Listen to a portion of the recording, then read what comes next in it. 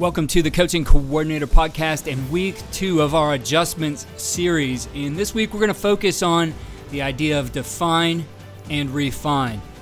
When we look at our offense, defense, and special teams, we need to do things and make those little adjustments to refine exactly what we're doing. We spent all that time in the summer installing, getting the big picture. Now as we go through the course of the season, it's to bring our offense, defense, and special teams into high definition with some fine tuning. So let's start with the offensive side of the ball. And again, I watch games every week, every level, and after Friday night game, one team in particular was struggling to get their passing game going, and two issues became very clear. The first one was that they didn't have an outlet for the quarterback. And we'll go into some tendencies in a couple weeks, but the main issue is that this team only looked to pass on second and long or on third down. And I thought that the defense did a nice job with their coverage, and most times the quarterback was left without an option and ended up forcing the ball into coverage often. I noticed that the protection they were employing was a 7-man protection for the most part. The tight end stayed in, the running back stayed in, and you had 3 receivers releasing downfield. It didn't look like there were any conversions for those guys. There was some type of a vertical switch on the one side on one play. Can't remember what the other guy did on the other side, but what I really saw was, number one, they were definitely outnumbered, and number two, they weren't doing anything to really stretch the defense high-low, horizontally, and it's hard to do when you only have 3 receivers out in a route. At the very least, if you went half field and you needed to work a half field combination for your guy, that maybe you look at, can I swing the back out, or can I leak that tight end out late, or get him across on some kind of a low drag, or even like a Y cross. But in this particular instance, I felt that the quarterback didn't see his options and would force the ball into coverage. And we'll get into some of these fixes in a minute here. The second thing I saw was that he really didn't seem to have an escape plan. And I think as part of any passing progression, the last thing the quarterback needs to understand, that's part of what he does, is that he needs to have a plan to start his escape. Now, sometimes he's forced a certain way and needs to just roll with it and react. But I think a lot of times there's, we term them, you hear all the time on TV, coverage sacks, right? Well, a coverage sack just means that everything's been covered downfield, that guy's in the pocket, patting the ball, and doesn't have a plan to get out. So I think giving him an escape plan is essential. And when you look at many of the protections that we put together, there's a natural release. So I know one of the big ones we utilized was a slide protection. We would man up the backside tackle with the defensive end, and then everybody else would slide. If we were going 6-man, the running back would be responsible for checking a gap and then releasing. And typically he could release unless it was by game plan that we were going to take that out and he was going to go help somewhere. But in this instance, we always looked to that B gap. And for us, it was letting the quarterback, especially as our quarterbacks became more experienced, let him call the protection and be responsible for where that is so he understands where that B gap escape is. But when we had younger players, we did turn it over to the center, and the quarterback would just listen and understand based on a call that if things aren't open for him downfield, he's going to go ahead and get to that escape plan. So for us, again, it was the B gap away from the slide to the man side, and that's where we would start things. And we had drills that we put together. One of the ones I would work early on just to teach them this path was B gap open or B gap closed. And I simply would set up 5 trash cans, turn those things over, put them into what felt like a pocket, and simulated the slide, and he would see that the B gap there was open. And typically what happens, one of two things. You're going to get that edge rusher who really goes deep into the pocket, and you're going to step up into that. Or he might be stalemated or hanging out a little bit more towards the line of scrimmage. And as the quarterback starts there, the reaction might be that guy folds inside, and now you could go basically a C-gap escape and get to the outside. I think the other thing too is defining your escapes, that the quarterback understands that I have some ways to move in the pocket and working those every single week. So I'll put a link to those. I have them on YouTube, the B-gap open, B-gap close drill. I think just starting with that, helping them understand within our protection, here's where we want you to start your escape. Now, it always doesn't work out that way, as I've said, but now at least you start to have that plan. The other thing I really like to do within that drill after I've taught them the path is to put some guys out there where they be on a particular route. And I think everything needs context. So even in this drill, we would give them a call, and what we're having simulated is that where he starts on the front side of his progression, that those routes are taken away. So as I see him get into the pocket, and again, we're working a no pressure escape here, I'm going to see him stick his foot in the ground, looking at that first route, his rhythm route in the progression. If you're going R4 advantage route, if you're going something like Dan Gonzalez does, we'll talk about his axe progression in a second here. And then get to that next route with a hitch up or a shuffle up, one step into the pocket. And then on his third one, he's heading towards that B-gap, which a lot of times was away from that front side.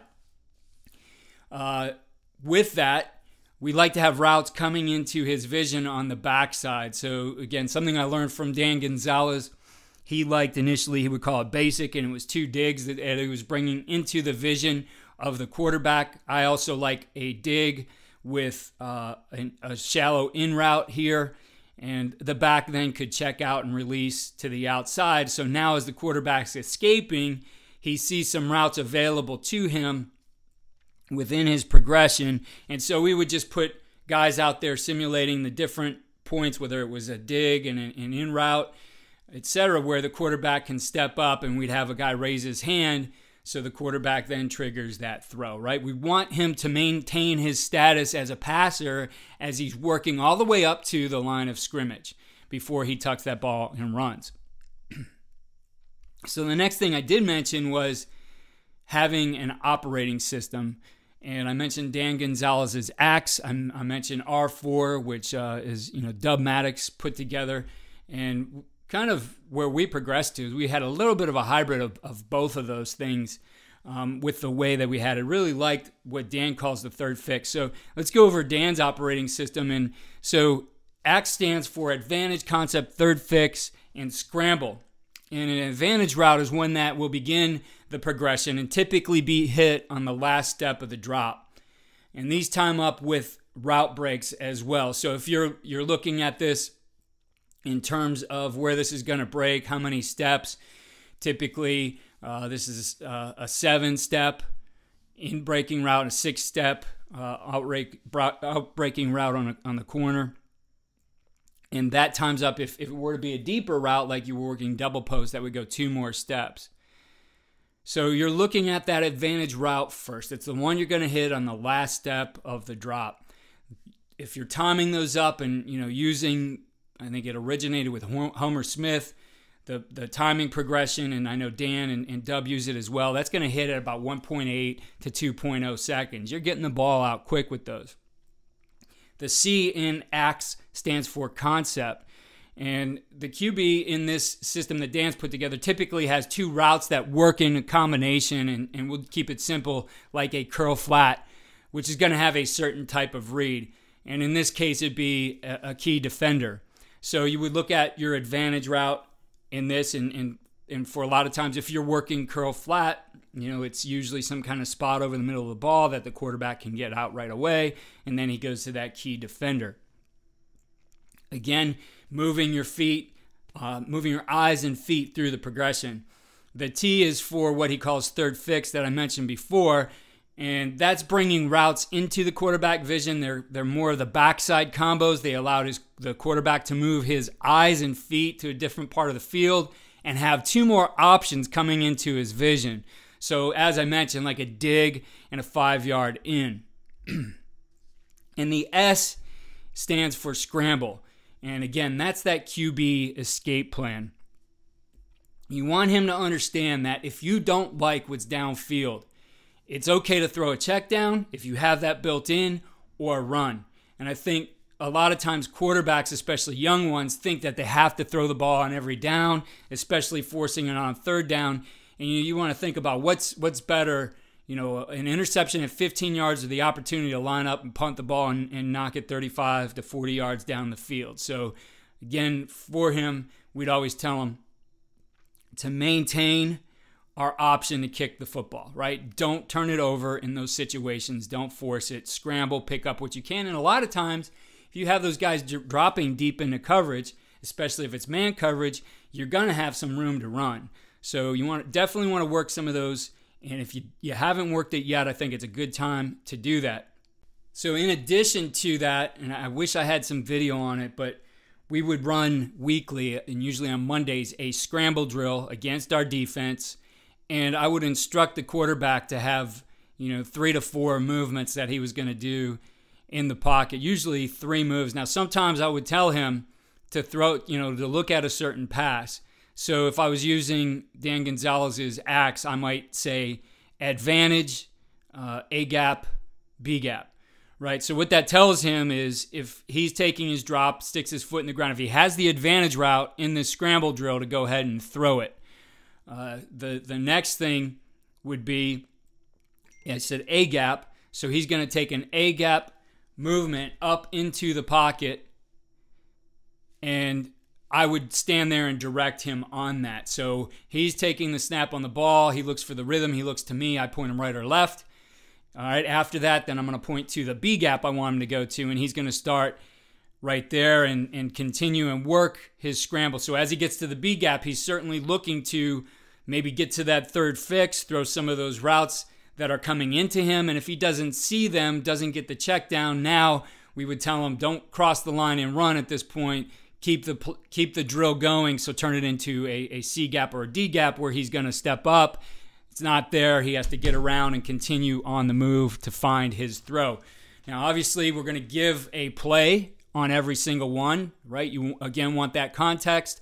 The defense is going to call their coverage, and it's going to go on until that ball is thrown. So you're working all your scramble rules within that, and I think it's a great way to get your first teamer, second teamer, some of that simulated movement in the pocket that works out a little bit better seeing the full coverage. You have all your receivers working their scramble rules, and now that gets that ready. So on game day, they could go out and execute it. Want to shift focus to the run game. And in a couple of games I watched this weekend, saw some teams doing really well with the jet sweep or the fly sweep and some struggling. And I think this is a place where you can add some definition, sticking to our theme of define and refine. And it's something I learned early on. I was able to reach out and talk to Mark Speckman back when he was at Willamette University as the offensive coordinator, and he still does have a stoplight system for his jet sweeps, and so it's a red, yellow, and green system, and it allows them to be successful in various situations, right? When things get stopped, sometimes you tend to get away from that play, right?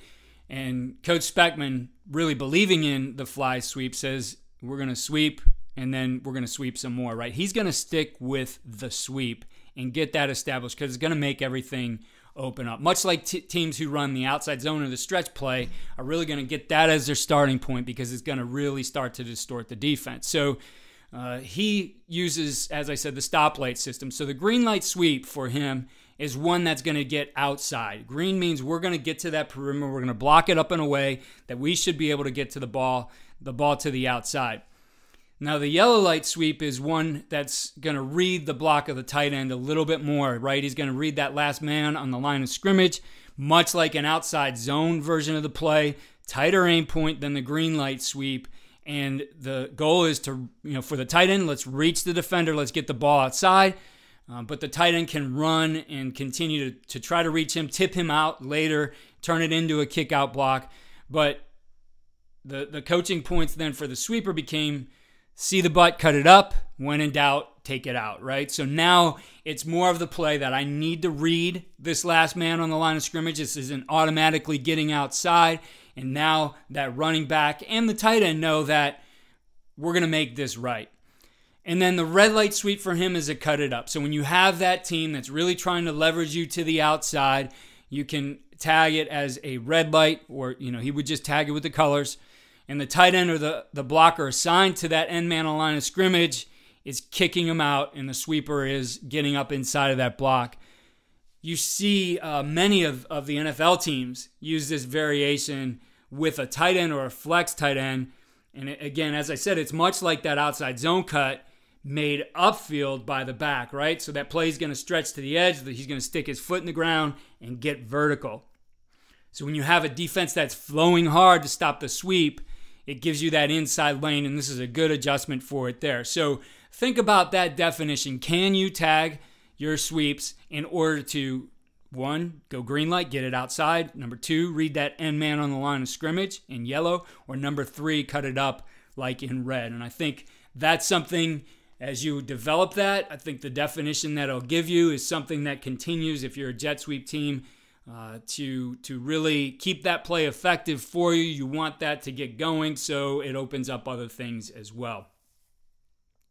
Flipping over to the defensive side of the ball, I saw a team that really had a more defined escape plan for their quarterback. This kid was scrambling, throughout the game, pressure, non-pressure, but he's able to leave the pocket and gain some big yards and move the chains, right? And that's something we saw early on in utilizing this, especially as our quarterback was younger, early season. Maybe he'd see some man in situations. There was one team in particular who loved to use cover 1 in those third down situations and get everything covered up tightly.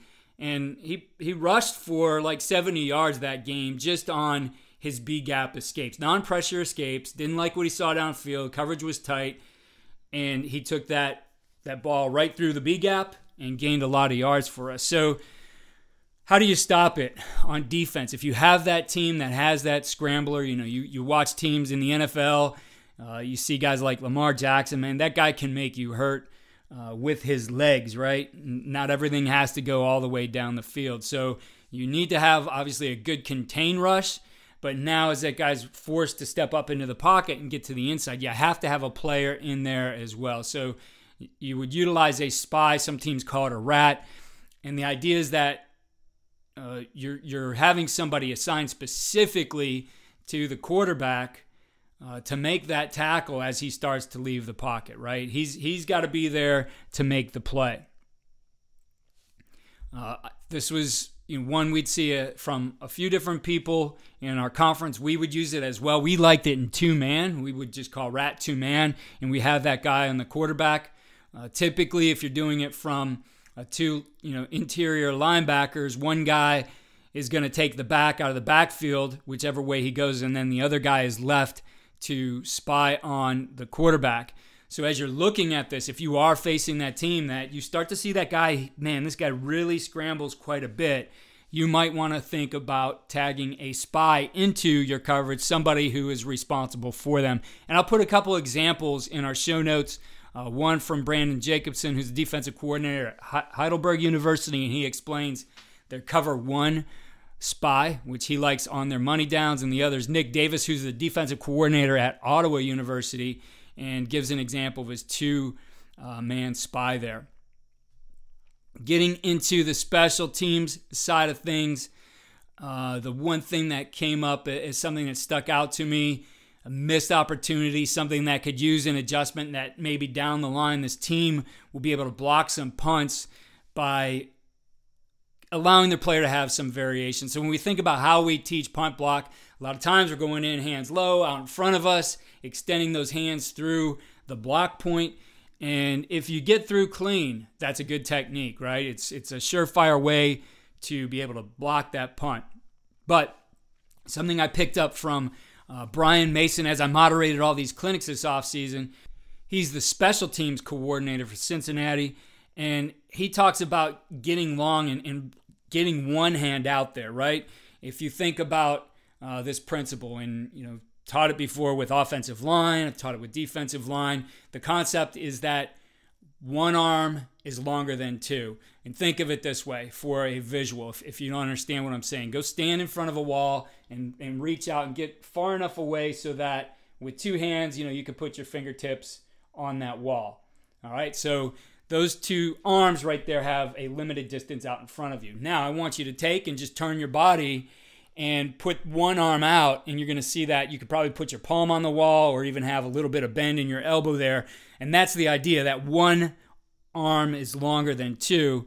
And so the technique that they use as they're getting through is really, as a last-ditch effort, as you're getting towards that punter, to abandon the two-arm run through the ball fake and just extend. Again, turn your body and extend that one hand to be able to get a piece of that ball. And it's something you can work in your block drills. It's something that they've had a lot of success with it, blocking punts, altering punts, and he calls it their block party drill, which I'll share in the show notes as well. So those are our adjustments this week: offense, defense, and special teams. Again, we'll be giving you these throughout the season, and we'll have a blog that goes along with this, or I should say we'll put it in our show notes on coachingcoordinator.com. That's going to have these videos and video links as well. Follow me on Twitter at Coach K. Grabowski. And again, keep tuning in to the Coaching Coordinator podcast throughout the season.